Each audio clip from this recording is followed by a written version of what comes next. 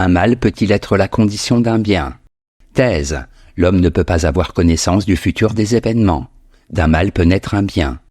Antithèse. Le mal engendre le mal. Il est faux de penser qu'au nom du bien, l'on puisse s'autoriser à mal agir. Thèse. Un mal peut être la condition d'un bien. En effet, il est de la santé comme de l'existence.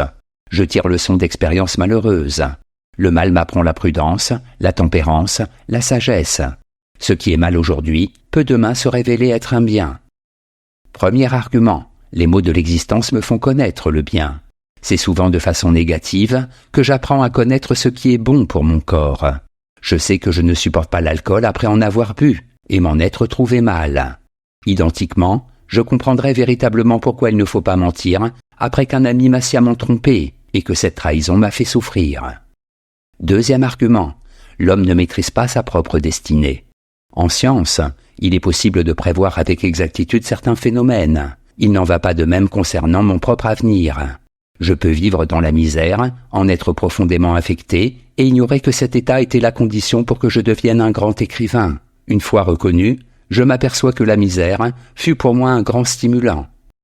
Troisième argument, l'histoire montre qu'un mal est souvent la condition d'un bien. Les deux grandes guerres, au cours de ce siècle, ont permis aux hygiénistes d'accomplir d'immenses progrès.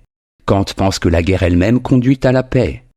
Toujours plus sophistiquée, toujours plus coûteuse, elle force les États à vouloir la paix. Même l'égoïsme de l'homme est un bien, puisqu'il le conduit, par le jeu des rivalités, à s'améliorer. En bref, le cours des événements nous échappe en partie. Si l'on est bien forcé de reconnaître, à tel moment, l'existence d'un mal, on ne peut pas savoir à l'avance s'il peut, ou non, avoir des conséquences positives. Antithèse. Un mal ne peut pas être la condition d'un bien. En effet, le progrès moral de l'humanité dépend étroitement de la volonté de chacun d'agir selon la vertu. Tout comme la violence engendre la violence, le mal engendre l'injustice, qui, à son tour, engendre le mal. Premier argument, le mal met toujours en péril le bien. Si, sur 100 personnes respectant leur engagement, une seule ne les tient pas, il faudra avoir recours à la contrainte de la loi pour que l'ordre soit maintenu. Rousseau a raison de dire que l'homme moral n'a pas besoin de loi. Malheureusement, le bien se propage difficilement, tandis que le mal sème ses mauvaises graines à tout vent. Deuxième argument, on ne peut pas viser un bien en commettant un mal. Hegel, dans les principes de la philosophie du droit, critique l'adage selon lequel la fin justifie les moyens.